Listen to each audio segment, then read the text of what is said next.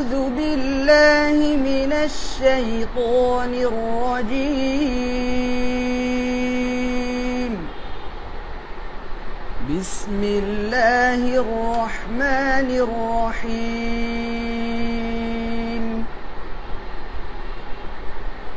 يستخفون من الناس ولا يستخفون من الله وهو معهم إذ يبيتون ما لا يرضى من ইনি আমাদের বাংলাদেশের অহংকার, বাংলাদেশের গর্ব হাফেজ তরিকুল ইসলাম, যিনি দুবাই আন্তর্জাতিক হিফজুল কোরআন প্রতিযোগিতায় বিশ্বের 103টি দেশকে পিছনে ফেলে তিনি প্রথম স্থান অধিকার করতে সক্ষম হয়েছেন।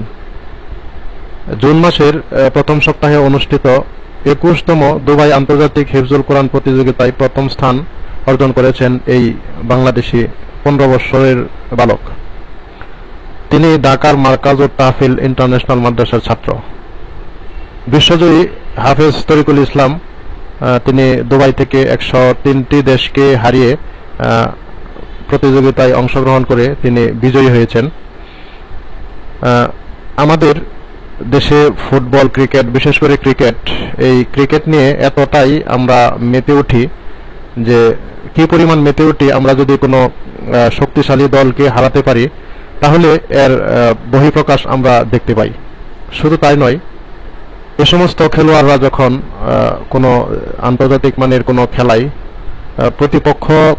প্রতিপক্ষের বিরুদ্ধে যদি কোনো 4 অথবা ছক্কা হাঁকায়, তাহলে বিভিন্ন মন্ত্রণালয় থেকে বা বিভিন্ন কোম্পানি থেকে ঘোষণা করা হয় যে 4-এর জন্য এত লাখ টাকা বা ছক্কার জন্য এত লাখ, 50 বা হাফ সেঞ্চুরি করলে এত টাকা বা এই গাড়ি, সেঞ্চুরি করলে এত টাকা বা এই গাড়ি, এরকম নানান জাতির পুরস্কারের সমাহার তাদের দিতে দেখা যায়।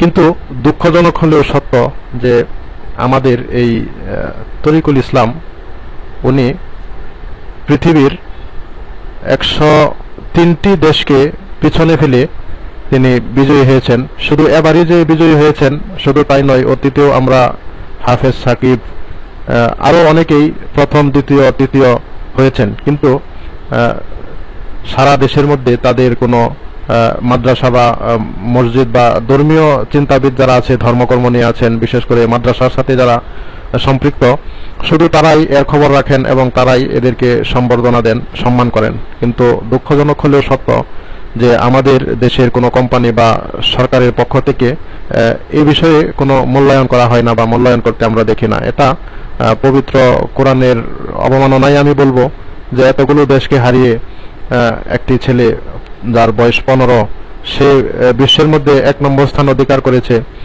পবিত্র কোরআনকে উপলক্ষ করে, পবিত্র কোরআনের সুমধুর তেলাওয়াতের মাধ্যমে।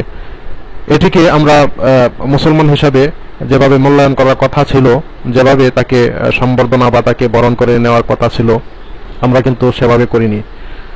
আমরা দেখেছি যে ইতিপূর্বে গলফ অথবা ক্রিকেটে যদি কোনো দেশকে হারিয়ে বাংলাদেশের টাইগাররা, সোনার ছেলেরা যখন দেশে ফেরত আসে, তখন বিমানবন্দর থেকেই তাদেরকে কি পরিমাণ লাল গালিচা বা ফুলের তোড়া দিয়ে সম্বর্ধনা দেওয়া হয় এবং বিভিন্ন মন্ত্রণালয় বা কোম্পানি থেকে কি পরিমাণ পুরস্কারের ঘোষণা করা হয়, এটা আমার মনে হয় যে আপনাদেরকে নতুন করে বলতে হবে না, আপনারা অলরেডি এটা জানেন।